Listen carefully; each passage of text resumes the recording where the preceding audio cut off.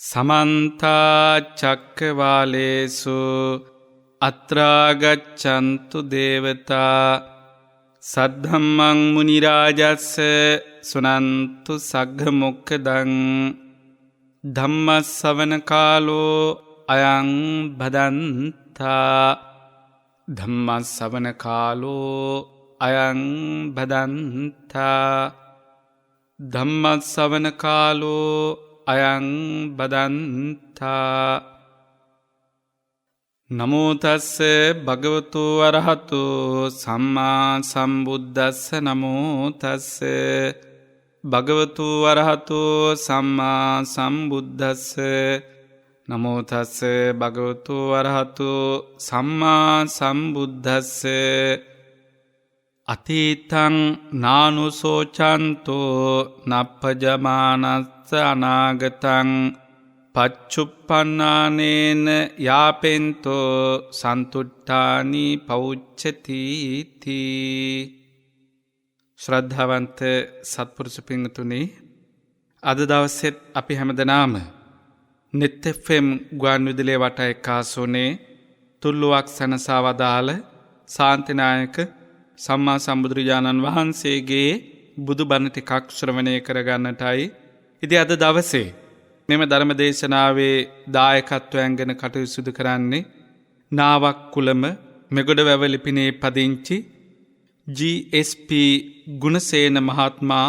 එම මහත්මිය පුතුණුවන් ඇතුළු පවුලේ හැමදෙනාම මේ දායකත්වය ගැන කටයුතු සිදු කරන ඒ වගේම අංක 503A බෝධිරාජ මාවත තලවතුගොඩ පදිංචි සප්තලි ගීගනගේ මහත්මිය ඇතුළු පවුලේ පින්වන්ත පිරිසයි. ඒ හැමදෙනාටමත් අපි හැමදෙනාටමත් මේ ධර්ම ශ්‍රවණ ධර්ම දේශනාමේ පින බුදු පසේ බුදු මහරහත් මහෝත්තමයන්න් වහන්සේ නිවී සැනසී පැමිණ වැඩවදාළ උතුම් මහා මහා නිවන් පිණසම හේතු වාසනා වේවා කියන අදහසින් ධර්ම ශ්‍රවණය කරත්වා කියලා අපි ආරාධනා කරනවා. පින්තුනි, අපි මේ ලෝකය බෙදලා තියෙනවා. ඒ ලෝකයේ බෙදුම් රේඛාව තමයි හිතවත් සහ අහිතවත්. එතකොට මේ හිතවත් පිරිසට අපි හරිම ලෙන්ගතුයි. අහිතවත් පිරිසට අපි සමහර වෙලාවට ලෙන්ගතුකමක් නැහැ. එතකොට මේ හිතවත් අහිතවත් කියන මේ දෙපිරිසත් එක්ක අපි ඔය ඇත්තෝ ගවේෂණය කරාද ඇත්තටම හිතවත් පිරිස කවුද, ඇත්තටම අහිතවත් පිරිස කවුද කියලා. භෞතික වශයෙන් වේවා, චින්තන වශයෙන් වේවා. පින්වතුනි, සමහර જાති විමර්ශනය කරොත් විතරයි පෙනෙන්නේ. බැලූ බැල්මට පේන්නේ නැහැ. දැන් මේ විදුලිය, කම්බි හරහා එන ඒ විදුලිය අපිට බැලූ බැල්මට පේන්නේ නැහැ. හැබැයි විමර්ශනය කරොත් හොඳට පෙනෙනවා, දැනෙනවා, වැටහෙනවා. ඒ වගේම මීදුම බැලූ බැල්මට පේනවා. වලාකුළ බැලූ බැල්මට පේනවා. හැබැයි ළඟට ගිහිල්ලා විමර්ශනය කරොත් එහෙම මුකුත් නැහැ, පේන්නේ නැහැ. ඈතට පේනවා වගේ පෙනුනට විමර්ශනය කරද්දී පෙනෙන්නේ නැහැ. පෙනෙන්නේ නැහැ වගේ තිබුණට විමර්ශනය කරද්දී හොඳට පෙනෙනවා. මෙන්න මේ ස්වභාව තත්ත්ව දෙකක් මේ ලෝකේ තියෙනවා. ඒ වගේම සමහර තැනක අපි හිතවත් කියලා හිතන පිරිස අපිට අහිතවත් වෙන්න පුළුවන්.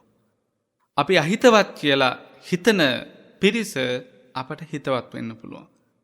මේ කරුණු කාරණා අපි ලෙහා ගන්න අවශ්‍ය වෙන්නේ, මේ කරුණු කාරණා අපි තීරණ කරන්න වෙන්නේ, ව්‍යවස්ථාපනය කරන්න වෙන්නේ, පිළිගන්න වෙන්නේ තුලෝකාග්‍රෝ භාගතුන් වහන්සේ ධර්මයට ගලපලාමයි, ධර්මයත් එක්ක එක්කාසු කරලමයි.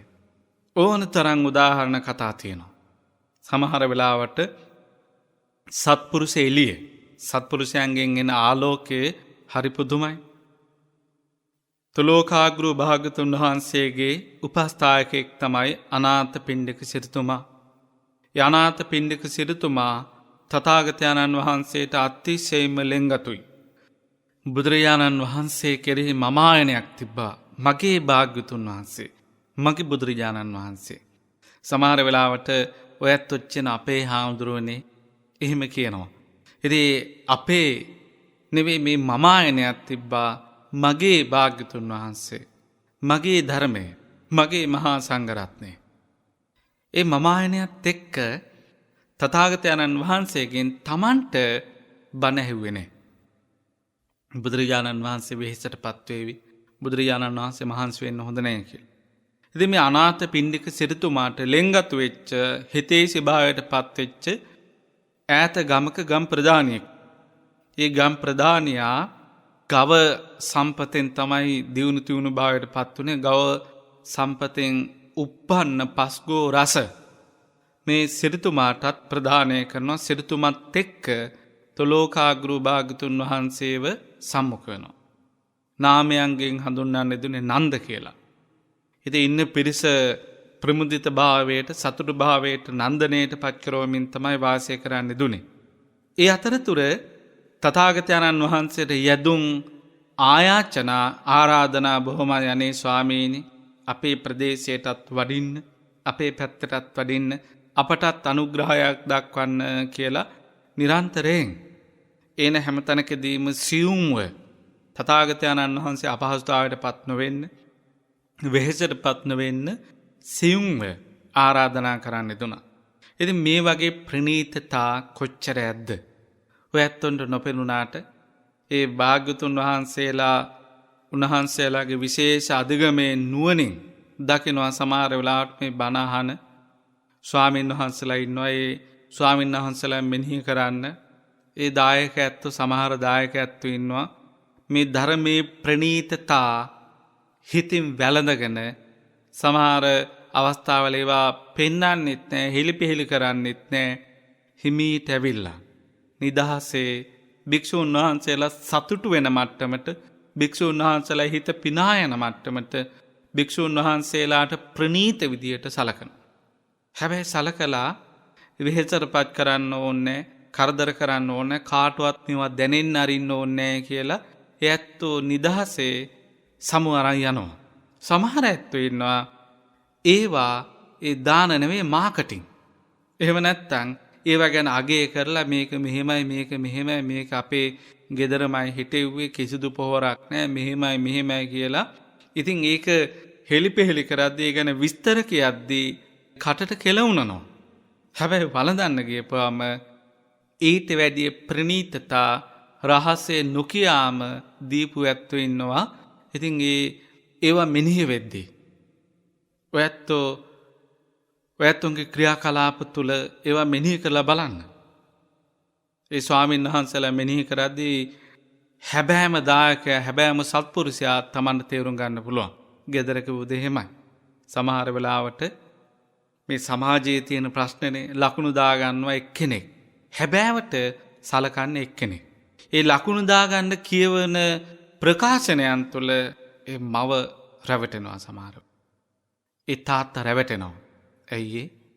ඇත්තටම විමර්ශනය කරොත් හොඳම ಜಾති ප්‍රණීත විදියට හොඳටම සලකලා තියෙන එක්කෙනෙක් එයා මුකුත් කියලා නැහැ.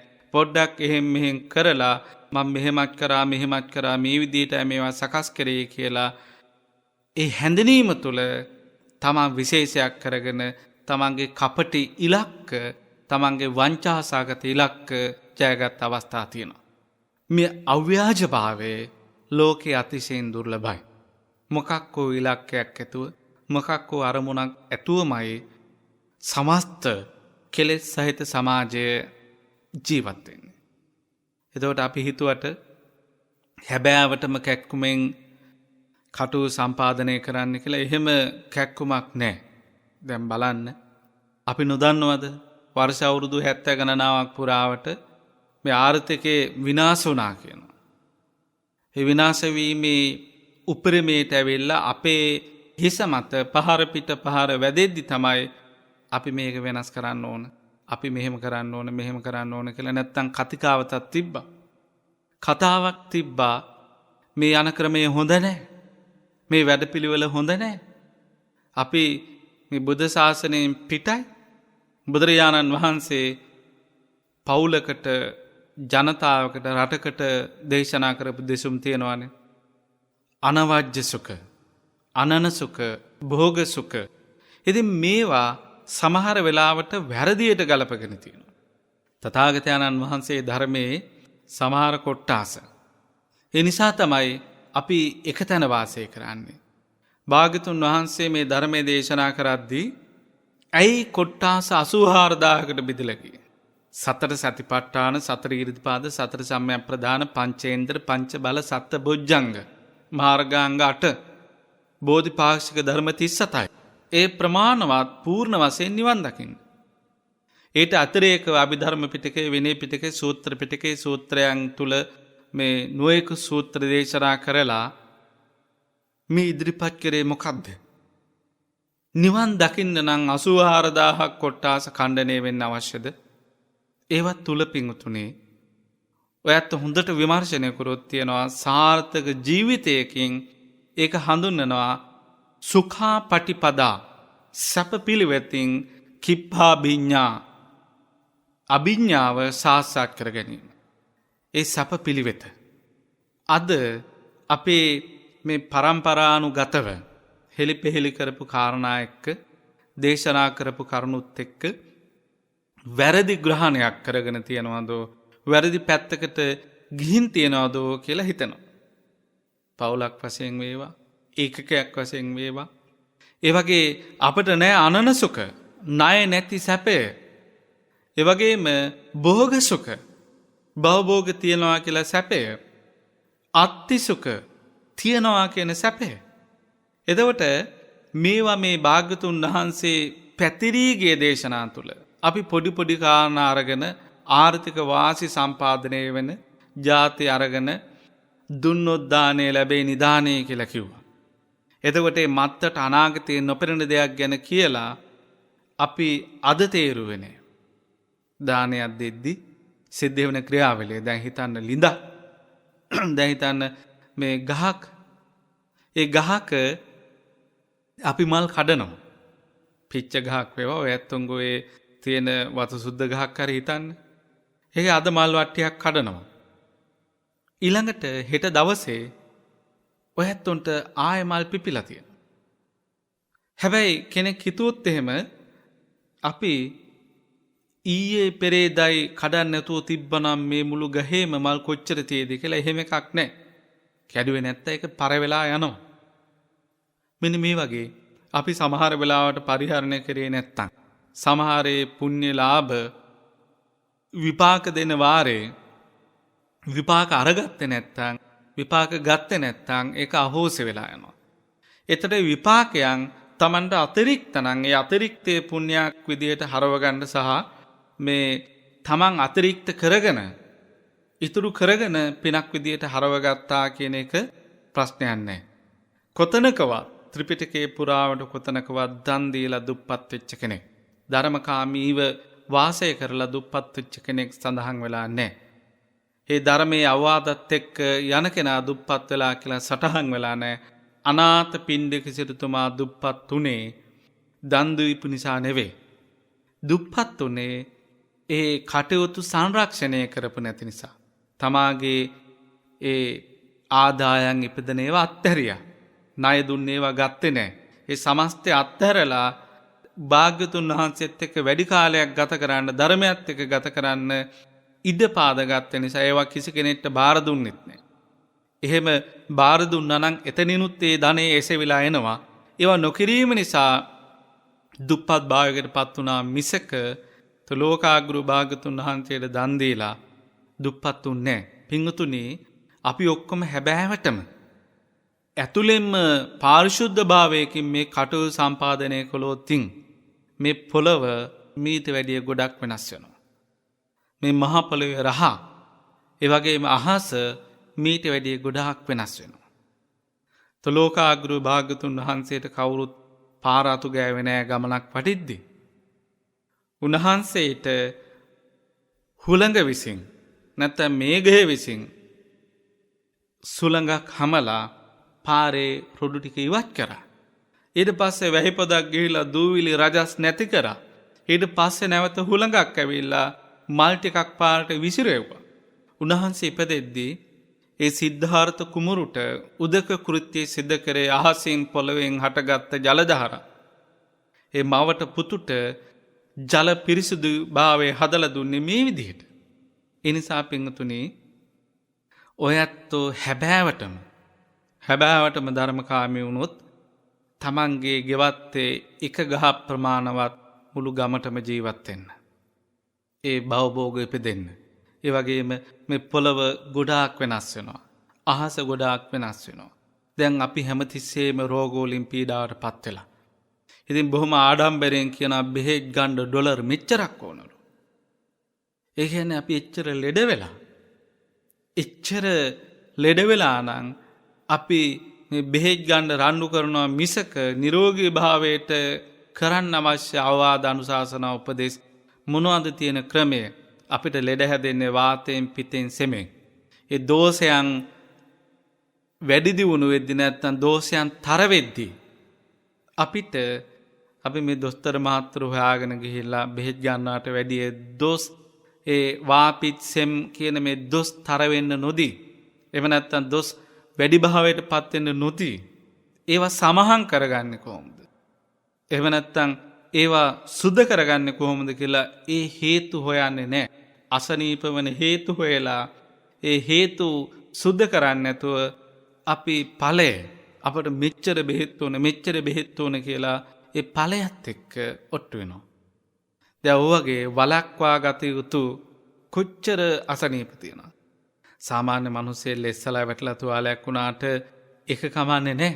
නමුත් රණ්ඩු අල්ලලා තුවාල වෙනවා නොසලකීල්ලෙන් බේබදුකම නිසා අපරික්ෂාකාරී නිසා කොච්චර අපේ අතපය ගැලවිලා කැපිලා කෙටලා යනවාද ඒ කොටම පුළුම් පොඟව ලේ අයින් කරන්න ඒ වගේම ඊට පෝෂණීය ආහාර එක්කාසු කරන්න එයාගේ ගියපු ලේ ප්‍රමාණයට වැය වෙච්ච ශක්ති ප්‍රමාණයට කොච්චර වෙහෙසෙන්න වෙනවද?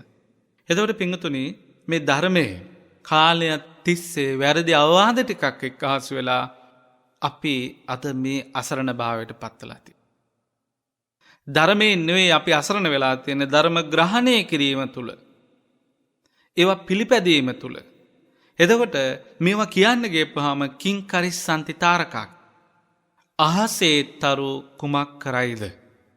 පින්තුනේ අහසේ තරු ගොඩාක් ಜಾති කරනවා. හැබැයි නිවන් දකින්න නම් මොකුත් කරන්නේ.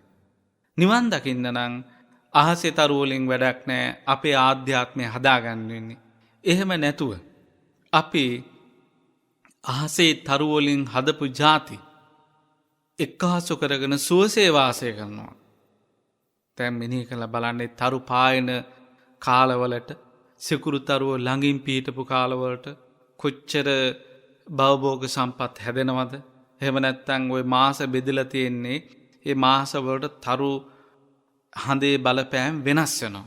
ඒසොට හැම කාලෙම අඹ හටගන්නේ නැහැ. හැම කාලෙම කොස් හටගන්නේ නැහැ. ඒ වාර අවාර එන්නේ ඒ තරු වල ක්‍රියාකාරීත්වය නිසානේ. ඒ සිතජේ ඒ ඍතු වල ක්‍රියාකාරීත්වය නිසා. එතකොට ඒ ඍතු බෙදීම, තරු පන්ති අඩු වැඩි වීම, තරු පෙනීම, තරු නොපෙනීම මෙන්න මේවා අපගේ ජීවන ගමනේ භවභෝග සම්පatti කරා ලොකු බලපෑමක් කරනවා. එතකොට ඒ පැත්තෙන් අපි හිර කරලා මෙහෙමයි කියලා අනිත් පැත්තෙන් මෙහෙම දෙන්න කියලා ඉතුරු කරන කෙනාට ගරිහා කරලා ඒ ඉතුරු කිරීම කියන එක මේ ධෛර්යයේ සංකේතයක්.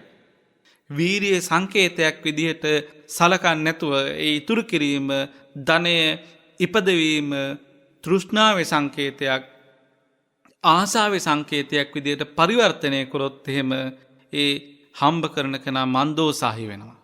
මන්දෝසාහි වෙන්නේ එයාට ලෝකයා විසින් හංගඩු ගහනවා නම් ඔය ලෝභකම, ඔය ආශාව කියලා අපි යාට ප්‍රශස්ති කියනවා නම් මේ ධෛර්යයේ සංකේතයක්, මේ වීරියේ සංකේතයක්. එයා වීරියවන්ත නිසා එච්චර හම්බ කරලා තියෙනවා, එච්චර ඉතුරු කරලා තියෙනවා කියලා එයාට නිවන් දකින්න පුළුවන්. මොකද ඒ ධෛර්යයම අනිත් පැත්තට ආධ්‍යාත්මයට හරවගත්. ඒ දුප්පත් කෙනා කියනවා නම් අපිත් ඉතින් ඔහොම ලෝභකම් කරා නම්, අපිත් ඉතින් තෘෂ්ණාවෙන් වෙලී ගියා නම් අපෙත් වාහන පාරේ දුවයි, අපේ බස් පවා පාරේ දුවාවි කියලා ඒ තැනැත්තා ඒ තමාගේ කුසීත භාවයේ, තමාගේ කම්මැලිකම ධර්මයේ සලුපිලිවලින් වහගන්නවන. එහෙම පිරිස් ඉන්න පුළුවන්. ඇත්තටම තෘෂ්ණාව නැති පිරිස් ඉන්න පුළුවන්. හැබැයි ඒ කෙනා පාරම් බාන්නේ. ඒ කෙනා කියන්නේ අපි තෘෂ්ණාවෙන් හිටියනම් අපේ බසුත් පාරේ දුවයි. අපේ නමට බස් පාරේ දුවයි කියලා එයා ඕකට කියන පූච්චානං කියනවා කියලා. එහෙම කියන්නේ මොකද එයාගේ ඇතුළෙන්ම නැහැ. තෘෂ්ණාව නැහැ. තෘෂ්ණාව නැත්තම් ඒ තෘෂ්ණා සහගත කෙනාට අනුකම්පාවක් කරනවා මිස අපි තෘෂ්ණාව වඩාගත්තා නම් අපිත් මෙහෙමයි කියලා ඒ කියද්දි මේ වචනේ තියෙන ලතෙක් ගතියක් නැහැ. වේලිච්ච ගොරෝසු කර්කස ඇඬියාවක් කියලා අපිට තේරෙනවා. එයා කතා කරද්දි මෙහෙම කියද්දි එතන ධර්මයේ නැහැ.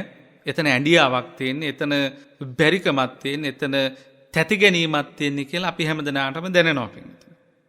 ඒ නිසා අපි මේක පාද ගන්න ඕන. ලස්සන කෙනාට අපි ඊර්ෂ්‍යා කරන්න හොඳ නැහැ. ඒ තැනැත්තා අතීතේ හොඳ සිල්ලතෙක් වෙන්න ඇති. ඒ සිල්ලතෙක් නිසා ඒ සිල් ගුණ දහම් පුරද්දි තමයි කෙනෙක් හැඩවෙන්නේ. ඒ හැඩයන්ට ඉතින් අපිත් ඔහොම මොනවා හරි ඔය පෙති වර්ග බිව්වා නම් අපිත් ඉතින් සෝසේ මෙහෙම හිටියානම් මෙහෙම ඔවට ඉන්ජෙක්ෂන් තියනවා ගහන්න. ඒවා ගහගත්තා නම් අපිත් පුස් බට්ටෝ වගේ බැබලි ඉන්නවා. ඉතින් අපි එහෙම නැහැ.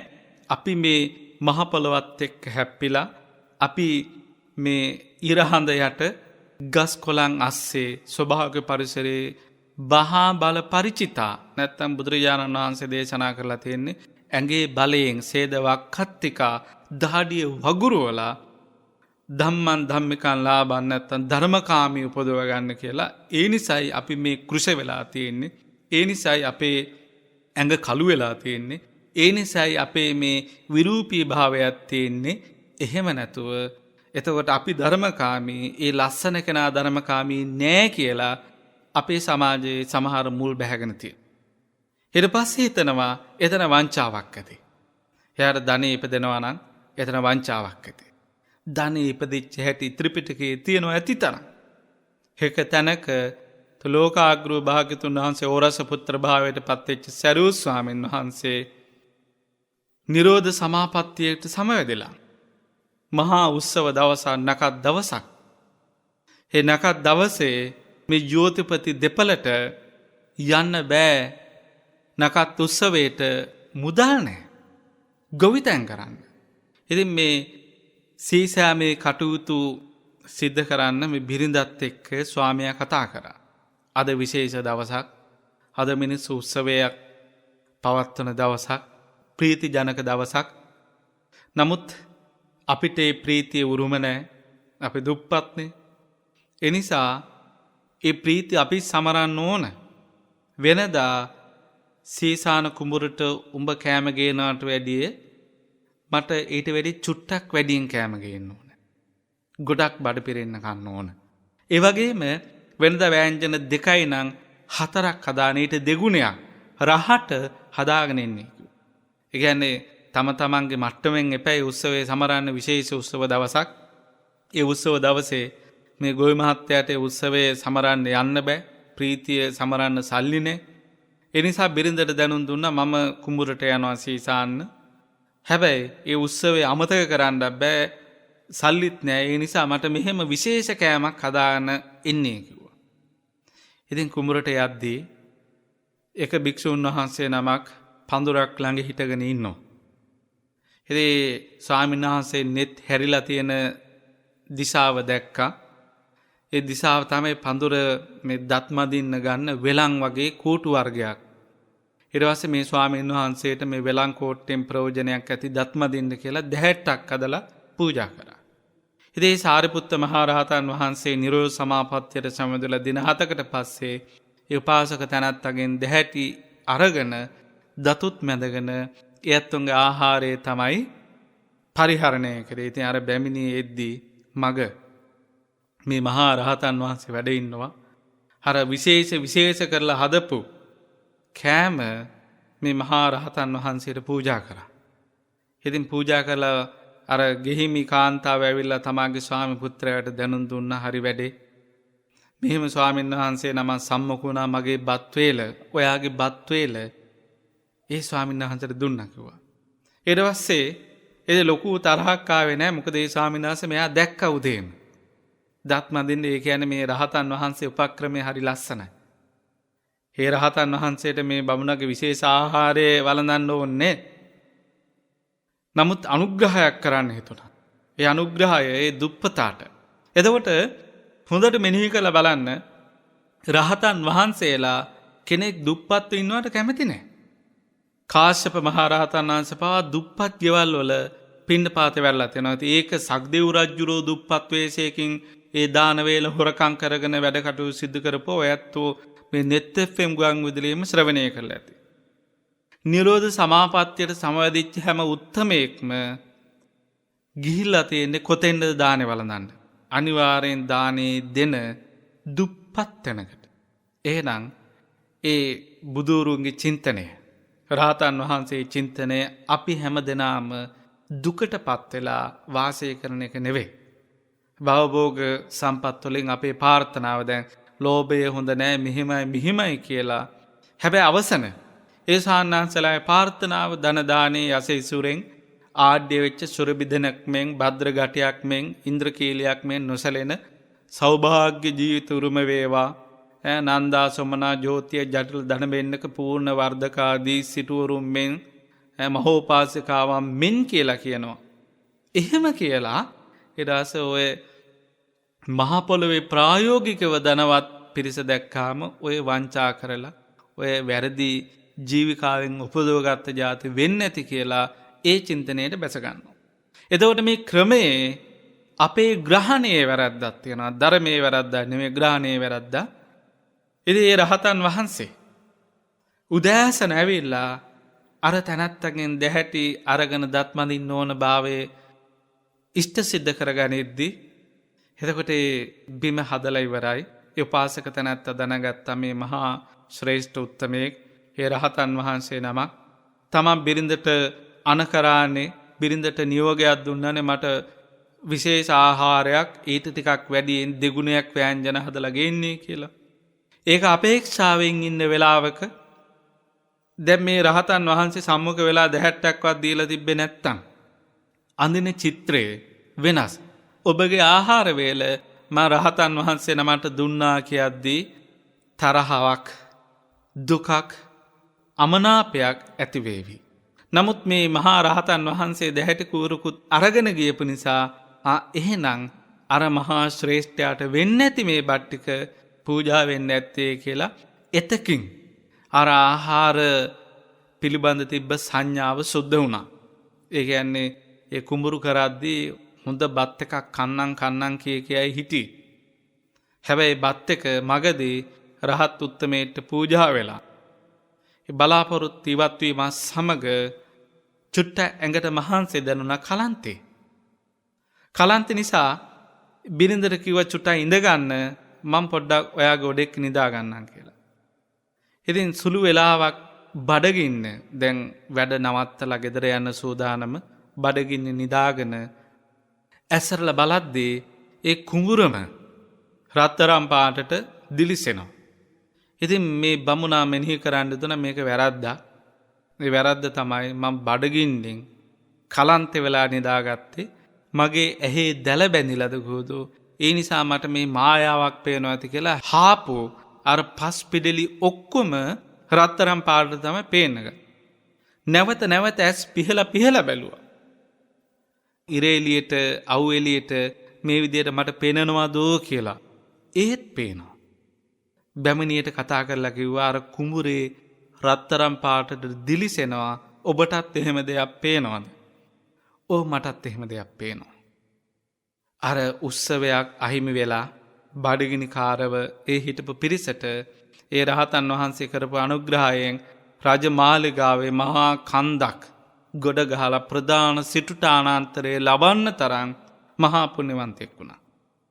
එතකොට ඒ රහතන් වහන්සේ හිතුවනම් මේ රත්තරන් මේ දුප්පත් ඈයොන්ට වැඩක් නැහැ මෙහෙම කියලා හිතුවනම් ඒ නිසා මේ බුද්ධ ශාසනයේ බුදුරජාණන් වහන්සේලා වේවා මහා රහතන් වහන්සේලා වේවා ඒ දුප්පත් කෙනෙක්ට දුප්පත්වීමේ ස්වභාවයට විශේෂ ලෙංගතුකමක් පවත්වනවා, විශේෂ කැමැත්තක් තියෙනවා. ඒ දුප්පත් කට්ටිය පමණයි සීලවන්ත, දුප්පත් කට්ටිය පමණයි ධර්මකාමිනී කියන එහෙම සංඥා උපදව ගන්න එපා. මොකද ඒ ධන දහන්නයෙන් පිරිච්ච ජීවිත ගෙවනවට ඒ රහතන් වහන්සේලා කැමති නිසා තමයි දුප්පත් අයට පුණ්‍යවන්ත හේතු හදලා දුන්නේ. ඔය ඇත්තු ළඟට වඩා ගියා නම් ඒ ගියේ ඔබව ස්ථාවර කරන්න මිස, ඔබව ධනවත් කරන්න මිස, ඔබව හිතවත් කරගන්න නෙවෙයි. එතකොට මේ ධර්මකාමී ඉපදවීම සම්බන්ධයෙන් අද මේ බෞද්ධ සමාජයේ තියෙන සංඥා වැරදි. ඒ ධෛර්යවන්තකමට ප්‍රශස්ති කියනවා වෙනුවට ඒ ධෛර්යවන්තකම තෘෂ්ණාවක් විදියට සලකනවා නම් බුදුපසේ බුදුමහරහතන් වහන්සේලා දුප්පත් යායන්ට නැත්තම් දුප්පත් ඇත්තුන්ට අනුග්‍රහය දැක්වුවා කියලා හිතනවා නම් ඒ අය සපවත් කරන්න උත්සාහවන්ත වුණා මිස එයාට විශේෂ ලෙන්ගතුකමක් තිබෙන්නේ නැහැ. දුප්පත්කමට ලෙන්ගතුකම තිබෙන්නේ නැහැ. දුප්පත් කෙනා සූපත් කරවන්න, ධනවත් කරන්න අනුග්‍රහයක් කරා පමණයි. එහෙමනම් අපි ලැජ්ජා වෙන්න ඕනනේ. අපි ඒ රහතුන්ගේ කැමැත්ත, ඒ ධනවත් වීම. ඇයි ඒ ධනවත් වෙන්න ඕනේ? මේවා වැරදියට ග්‍රහණය කරගන්න එපා. මේ චින්තනය. ඒ චින්තනය තමයි අපට උපදව ගන්න ඕනේ. ධෛර්යවන්ත චින්තනය, ඒ දියුණු වෙන්න කැමති චින්තනයේ තියෙන කෙනාට නිවන් දකින්නත් ඒ වේගයේ, ඒ ධෛර්යය උපදව ගන්න පුළුවන්. දැන් මේ කතා ප්‍රවෘත්තියේ මේ නන්ද කියලා ගොපලු තැනැත්තා බුදුරජාණන් වහන්සේගේ දැක්ම කැමැත්තෙන් අපේක්ෂාවෙන් ආරාධනා කරා යම් තැනකදී තුලෝකාග්‍රු භාග්‍යතුන් වහන්සේ මේ තැනැත්තය ගමට වැඩිය. අතිශයින් සතුටට පත් වුණා. සතුටට පත්වලා බුද්ධ ප්‍රමුඛ මහා සංඝරත්නයේ දින 7ක් පුරාවට විශේෂ ආහාර, ඒ කියන්නේ ගවයන්ගේ කිරිවලින් නිර්මාණය කරන්න දිච්ච විශේෂ ව්‍යංජන ආදී සකස් කරලා පූජා කරා. ධර්ම ශ්‍රවණය කරද්දිම මුලින්ම ධර්ම අවබෝධය සිද්ධ කරගත්ත සෝවාන් මග්ගඵල උපදව ගන්න දුනා. එතනින් පස්සේ 7 වෙනි දවසේ පෑන් නමුසු විශේෂ ශීර පායාසාදී බුද්ධ පූජාව පවත්වන්න දුනා. මත්තට ඒ තැනැත්ත වුණේ වෙහෙසෙන්න අවශ්‍ය නැහැ. එතකින් එයාගේ නුවණේ සීමාව පෙනිලා තියෙන්නේ. ඒ නිසා බුක්තානුමෝදනාව පමණයි භාග්‍යතුන් වහන්සේ දේශනා කරේ. තුලෝකාග්‍රු භාග්‍යතුන් වහන්සේ වඩිද්දි පෙර ගමන් කරනවා, පසු ගමන් කරනවා කියලා මේ නිර්ණායක තියෙනවා. භාග්‍යතුන් වහන්සේ වඩිද්දි අපි ඉස්සරහට යනවා. ඒකට කියනවා පෙර ගමන් කියලා. බුදුරජාණන් වහන්සේ යනකම් පිටිපස්සෙන් ගමන් කරනවා. ඒකට කියනවා පසු ගමන කියලා. පසු ගමනේ යෙදලා දැස්මානයේ දක්වා අවස්ථා 3කදී පසක පිටුව වන්දනමාන කරමින් සත්කාර පවත්වමින්. ඔයත් සමහර වෙලාවට මේවා මේ දානාදී කුසල කර්ම සිද්ධ කරද්දී දන්නේ නැහැ. භාග්‍යතුන් වහන්සේ කරඬුවේද්දී ඉතින් හාමුදුරුවෝ කතා කරන්න ඕනේ මේ කුඩයක් අරගෙන ඉන්නු කරඬුව ගෙනාවා කියලා. එතකොට තමයි කලබල වෙලා එහෙම නෙවෙයි. ඔයත් ඔය කල්ලාතෝ වැඩ ටික කොහොම නිදහස් කරගෙන දානයක් දෙන වෙලාවට පුංචි විවේකයක් හදා ගන්න ඕන. විනාඩි කීපයක. එතනින් පස්සේ දැන් බුද්ධ ප්‍රමුඛ මහා සංඝරත්නයේ වඩිනවා කියන සංඥාව උපදව ගන්නවා. ඒ සංඥාවත් එක්ක ඒ වාහනයකින් එනවා නම් ඔයත් ඉස්සරහට පෙර ගමන් කරන්න. එහෙම නැතුව කවුරුත් චීනකම් ඉන්න ඕනේ.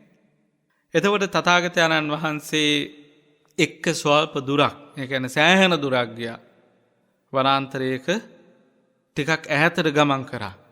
තථාගතයන්න් වහන්සේ මහා සංඝරත්නයේ සුරක්ෂිතයි කියලා දැනෙන මානට ගිහිලා ආපහු හැරිලා එද්දී මේ තැනත්තත් එක්ක වෛරයෙන් හිටපු කෙනෙක් හිටියා. විලක් සම්බන්ධයෙන් යම් අධිකරණයක් පැවතුණා. ඒ විල කාටද අයිති කියලා තමන්ට ධනෙ තිබ්බා, බලය තිබ්බා. ඒ බලයේ ධනය යොමු කරවලා ඒ විල තමන්ට අයිති කරගත්තා. ඒ අධර්මවාදී යුගයක් තියෙන්නේ නැති කෙනෙකුගේ ජීවිතේ.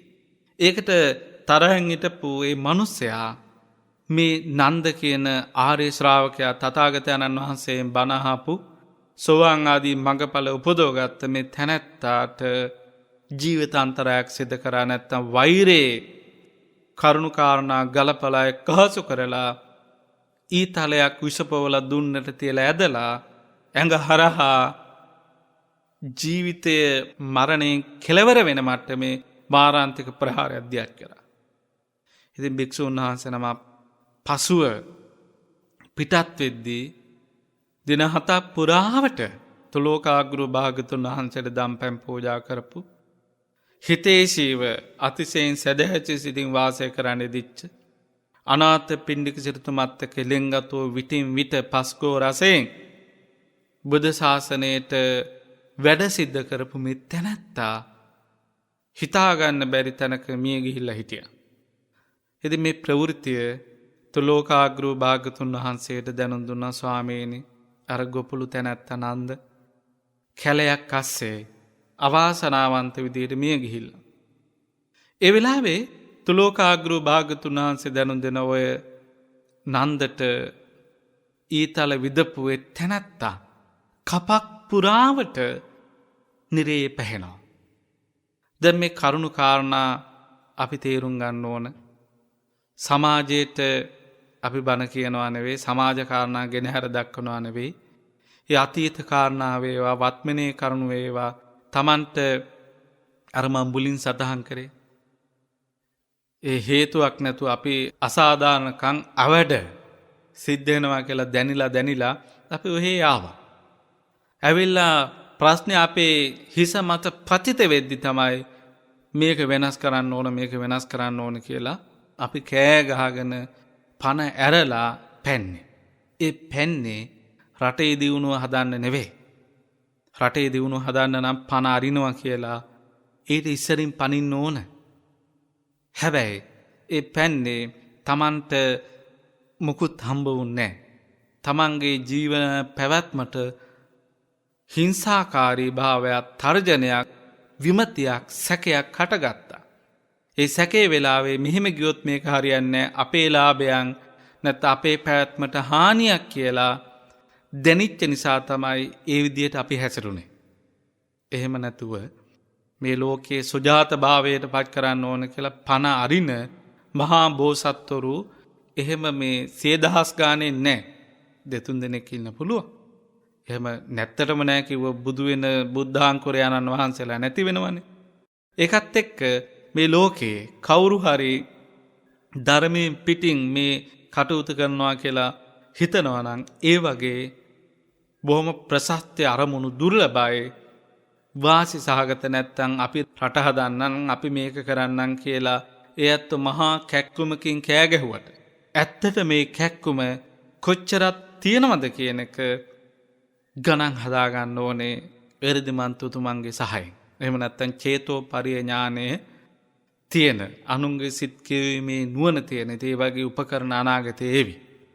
දැන් අහසින් යන එර්දි තියෙනවා.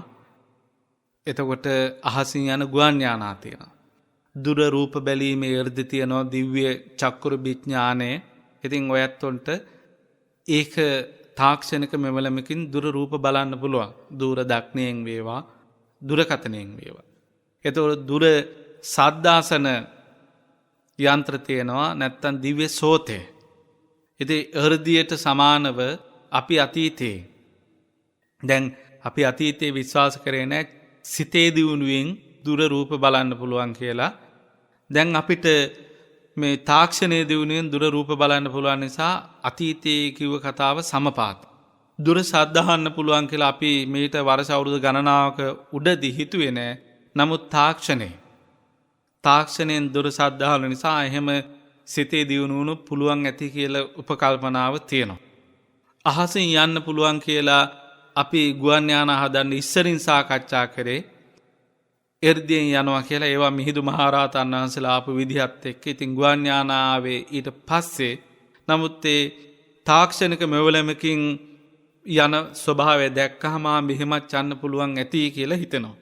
ඉතින් ඒ වගේ තාක්ෂණය අර අතීතයේ තිබ්බ જાතිත් එක්ක ගැළපි අතීතයේ හිතේ දියුණුවෙන් උපදවගත්ත જાති උපදවගත්ත දැන් බිත්තියේ එහා පැත්ත පොළොව යට බලන්න පුළුවන් හිතේ දියුණුවෙන් කියලා හිතද්දී ඔයත්ෝ ඒ ගැන සංඥාවක් තිබෙන්නේ නැහැ. නමුත් දැන් ස්කෑනර් යන්ත්‍ර තියෙනවා බිත්තියෙන් එහා පොළොව යට බලන්න පුළුවන්. එතකොට මේ එර්දියෙන් කරන හැම දෙයක්ම තාක්ෂණයෙන් උපදව ගත්තට තාම උපදව ගන්න බැරි જાති තියෙනවා. ඒ බැරි ජාති අතර මේ පොළොවේ කිමිදෙන එක. දැන් සෞර කිමිදෙන එක සම්බැරීනියක් කරහා සිද්ධ කරාට අහසේ පාවෙන එක කරාට මේ පොළොව අස්සේ කිමිදෙන එක. දැන් ඒක රහතන් වහන්සේලා සිද්ධ කරනවා. නමුත් තාම ඒකට තාක්ෂණය ආවේ නැහැ. ඒ වගේම හිත කියවීම. හිත කියවීමේ තාක්ෂණයේත් අනාගතේ ඒවි. ඒ කියන්නේ යා බොරුවක් කියා දයාගේ හෘද වස්තුව ගැහෙන වාර ප්‍රමාණය වෙනස් වේවි. ලේ ගමනේ වෙනස් වේවි. සත්‍ය කියද්දි කොහොමද බොරුව කියද්දි කොහොමද? එතකොට ඒ රහතන් වහන්සේලා බලන්නේ ලේවල පැහැය. චේතෝපරිය කියලා ලේවල පැහැයනේ බලන්නේ. ඒ පැහැය සුදු පාට නම් ප්‍රඥාවන්ත කරුණු. ඒ වගේම රන්වන් පාට නම් සැදැහැති කාරණා. කළු පාට නම් තරහගේ කාරණා තමයි හිතන්නේ. ඒ වගේ හෘද වස්තුවේ ගැහිම සාමාන්‍යකරණයේ තියෙද්දි මෙහෙම ඒක මේ විනාඩියකට දෙවරක් ගැහෙනවා නම් බොරුවක් කියනවා වෙන්න පුළුවන්. තුන් වාරයක් ගැහෙනවා නම් යා මරණයක් කරලා වෙන්න පුළුවන්. ඔය විදිහට අනාගත තාක්ෂණෙත් එක්ක හෘද වස්තු ආශ්‍රය තමයි හිත තියෙන. හිතේ ගැස්ම, හිතේ වේග, ලේවල හැඩේ ඔවා ඒවි. එතකොට බලාවි ඒ තාක්ෂණික ක්‍රමයකින් අනාගතය බලන්න පුළුවන්. එතකොට විනිශ්චය එහෙම හරි ලේසි. සාක්ෂි අහා ඉන්න ඕනේ. තාක්ෂණික සහාය ගත්තාම එයා බොරුවක් කියද්දි මෙහෙමයි කියලා ඒ කාල පරිච්ඡේදයේදී ඉතින් නැවත ඒවට ಜಾති හදාගන්නේ. අපි දැන් හදාගත්තනේ. අතීතයේ දුර සද්ද අහන්න පුළුවන් නම් මොනවා කරන්න බැරිද කියලා හිතුවා. නමුත් ඒ සද්ද ඇහුවට පස්සේ ඒ වගේ රස පරීක්ෂක වාර්තා ගන්න ඕන කියනවා. ඉතින් මේ වගේ ඒවටත් දුර්වල තැන් හදා ගන්නවා. මේවා දිගින් දිගට කල්පනා කරන්න අවශ්‍ය නැහැ. මෙතන කියන්න උවමනාව තියෙන පිංගුතුනේ අපි එහෙම මේ ලෝකේ අව්‍යාජ අවංක තමන්ට වාසියක් නැති කටයුතු වලට පණ අරින ගතිය බොහොම දුර්ලභයි. පොසත් උතුමන් වහන්සේලා විතරයි ඒ කටයුත්ත සිද්ධ කරන්නේ. ඒ නිසා ලෝකය මෙනෙහි කරලා බලන්න. ලෝකේ සමහර ಜಾති අපිට සාක්ෂාත් කරගන්න බැරි වුණේ අපි ධර්මකාමී වීම නිසා නෙවෙයි. ධර්මයේ තියෙන ග්‍රහණ, ධර්මයේ තියෙන සංඥා හරියාකාර උපදව ගත්තේ නේ. ඔයත් දුප්පත් උනේ ධර්මකාමී සංඥා නිසා නෙවෙයි. ධර්මයේ තියෙන ಜಾති විපරීත දිට්ඨියකින්, දිට්ඨි විපල්යාසයෙන් උත් ඔයත් ග්‍රහණය කරගත්ත නිසා. ඒ වගේම තමයි ඔයත් හතුරා කියන සංඥා උපදවගත්ත හතුරාද ඇත්තටම විපතක් කරන්නේ. දැන් මේ කෙලවර තුලෝකාග්‍රව භාගතුන් වහන්සේ දැනුම් දෙනවනේ.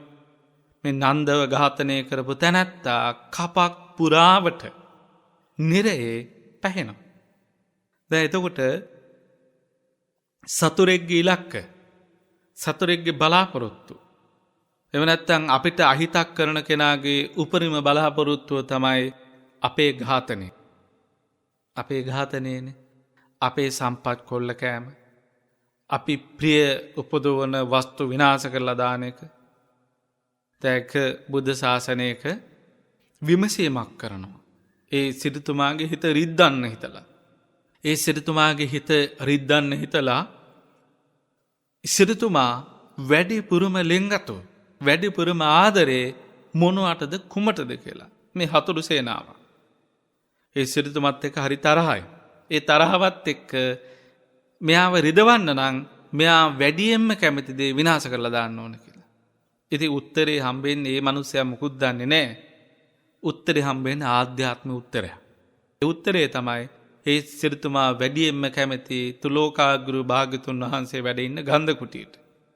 වැඩියෙන්ම ගරු කරන්නේ තෙතෙන්න.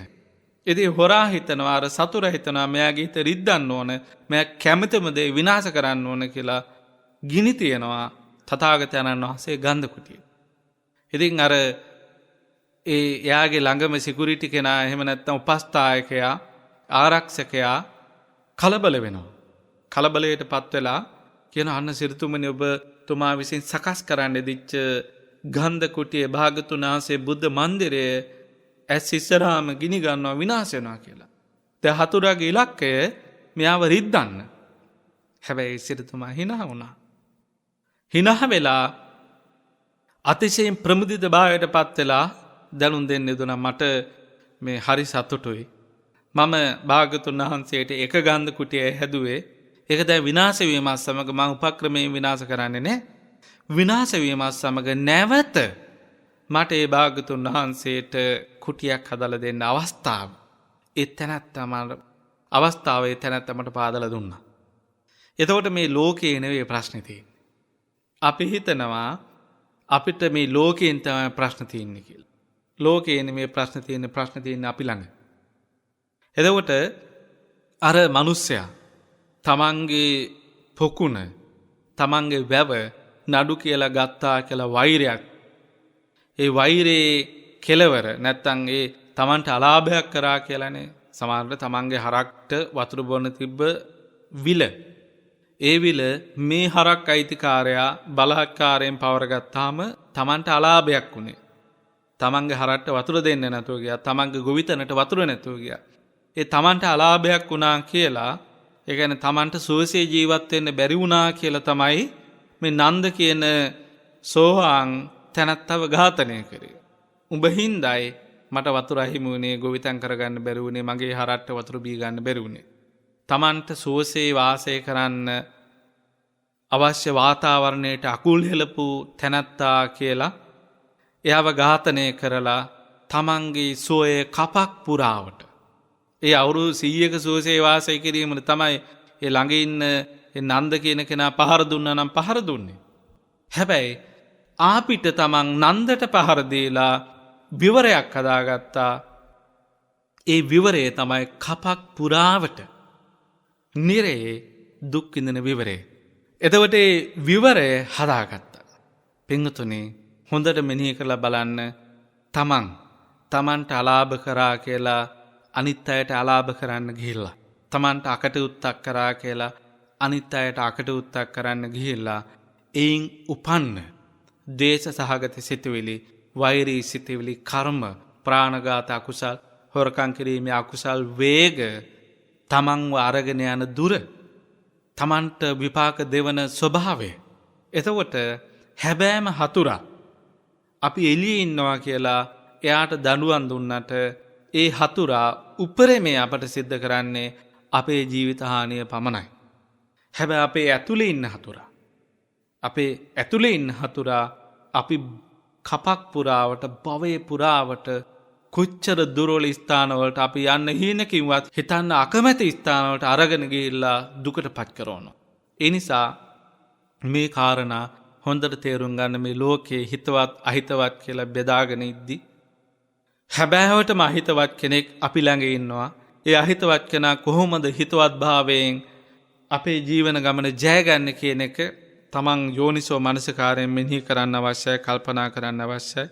එවැනි කල්පනාවන් එක්කහසු කරගෙන ජීවන ගමන සාර්ථකව ජය ගැනීම සඳහා මේ හැම දිනාටම මේ ධර්ම දේශනාව ධර්ම ශක්තියක්, ජීව ශක්තියක්, ජීව බලයක් වේවා කියන ප්‍රාර්ථනාව පිහිටුවා ගනිමු. එසේ ප්‍රාර්ථනාවෙන් අද දවසේ මෙම ධර්ම දේශනාවේ දායකත්වයෙන් ගැන කටයුතු සිදු කරන්නේ නාවක් කුලම මෙගොඩ වැව ලිපිනේ පදිංචි GSP ගුණසේන මහත්මයා. එම මහත්මිය පුතුණුවන් ඇතුළු පවුලේ සම විසින් එයත්තුන්ගේ විශේෂ අරමුණක් තිබෙනවා.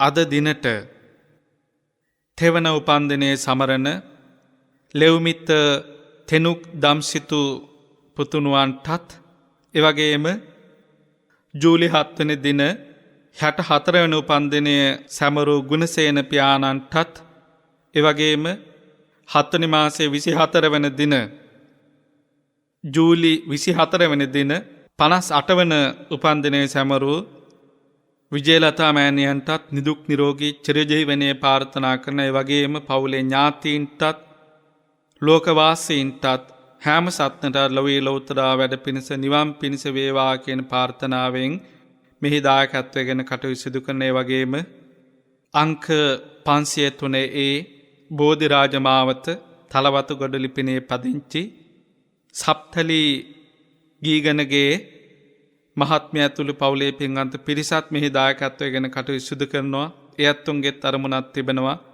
ජූලි මාස 22 වෙනි දින 74 වන ජන්මදිනයේ සැමරූ සිරිල් ගීගනගේ පියාණන්ට නිදුක් නිරෝගී භව දීර්ඝායුෂ සහ සිත ප්‍රාර්ථනා කිරීම පුණ්‍යා ලියනගේ මෑණියන්ටත් උදියංග පෙරේරා ස්වාමි පුරුෂයාටත් පවුලේ සියලු ඥාති හිතමිතුරන්ටත් ධර්මදේශනා කරපු අපටත් නිදුක් නිරෝගී භව දීර්ඝායුෂ හා සෙත් ප්‍රාර්ථනා සිද්ධ කිරීම සියලුම මියගිය නෑදෑ හිතමිතුරන්ට අද දිනට මිය පරලොව ගිහිලා මාස 3ක් සම්පූර්ණ වන ඒ ඇත්තොන්ගේ සුරතල් පූස් පැටියෙක් හිටියා නිකෝ කියලා. ඉතින් ඒ ඇතුළු නිවසේ හැදී වැඩි මියගිය සියලු සුරතලුන්ට හා රට වෙනුවෙන් දිවිපිදු රණයුරුවන්ටත් පින් අනුමෝදන් කරන්න බලාපොරොත්තු වෙනවා. සසර පුරා අප සියලු දෙනාටම සම්මා දෘෂ්ටික භාවය හා උතුම් කල්යාණ මිත්‍ර ආශ්‍රය ප්‍රාර්ථනා කිරීම අවසානයේ අප හැම දෙනාටම උතුම් ධර්ම දානමේ පින ඉක්මන් භවයකදී උතුම් නිවන් අවබෝධය පිණිසම හේතු ආසනාව වේවා කියන ප්‍රාර්ථනාවෙන් මෙහි දායකත්වය ගැන කටයුතු සිදු කරනවා. ඉතින් අද දවසේ ඒ දායක පින්වතුන්ගේ උපන්දින සමරන වැඩිහිටි මව්දමාපියෝ කීප දෙනෙක් ඉන්නවා. ඉන්න හැම තැනකදීම ඒ මව්දමාපියන්ට මහා සෑය රුවන්වැලි මහා චෛත්‍යරාජානන් වහන්සේව සිහිපත් වේවා. උතුම් දළදා වහන්සේව සිහිපත් වේවා. උතුම් විජයශ්‍රී බෝධිරාජානන් වහන්සේවත් මෙවි මෙවි පෙනේවා. ඉන්න හැමතිස්සේම ධර්මකාමී ජීවිත ගෙවන්න බුදුගුණ මෙනෙහි වේවා. නිදුක් නිරෝගී චිර ජීවනයේ සැලසෙවා. ඒ වගේම ධර්ම ශ්‍රවණය කරන පින්වතුන්ගේ උපන්දින සමරණයේ හැම දිනාටමත් ධර්මකාමී ජීවිත උරුම වේවා. ධර්ම දේශනාවේ දායකත්වයෙන් කටයුතු සිදු කරන පින්වතුන්ගේ පවුල්වල නමින් මියගේ සියලු ඥාතීන්ට මේ හැම පිනක්ම සැපෙන් සැපේ පිණිස වේවා. මේ ශ්‍රවණය කරන පින්වතුන්ගේ නමින් මියගේ හැම දිනාටමත් සැනසීම පිණිස වේවා. අප හැම දිනාටම හැදවල දෙමාපිය ආදී උතුම් සත්පුරුෂයන්ට මේ හැම පිනක්ම සැපෙන් සැපේ පිණිස වේවා කියන අදහස් ඇතුව කවුරුත් එකටම දෙවියන්ට ඥාතීන්ට පුණ්‍යානුමෝදනාව සිදු කරමු. ආකාසට්ටා ච බුම්මට්ටා දේවා නාග මහිද්దికා පුඤ්ඤන්තං අනුමෝදිත්වා චිරං රක්ඛන්තු ශාසනං චිරං රක්ඛන්තු දේශනං චිරං රක්ඛන්තු ත්වං සදාති. ඉදම්මේ ඥාතේනං හෝතු සුඛිතා හුන්තු ඥාතයෝ ඉදම්මේ ඥාතේනං හෝතු සුඛිතා හුන්තු ඥාතයෝ ඉදම්මේ ඥාතේනං හෝතු සුඛිතා හුන්තු ඥාතයෝ ඉමිනා පුඤ්ඤ කම්මේන මාමේ බාල සමාගමෝ සතං සමාගමෝ හෝතු යාව නිබ්බාන පත්තියා ඉදම්මේ පුඤ්ඤ කම්මං ආසවක්ඛයා වහං හෝතු සබ්බ දුක්ඛා පමුච්ඡතු. මේ හැම දිනාටම ආශිංසනාශිර්වාද පවත්වනවා. රත්නත්‍රය අනන්ත සූවිසුගුණ බලයෙන් ගන්න හෙළන හුස්ම රැල්ලකට පාසා තබන පියවරකට පාසා නිති ආරක්ෂාව සිත සාන්තියේ සැලසේවා සෙත් වේවා කියලා හැම දිනාටම සම්මා සම්බුදු සරණයි.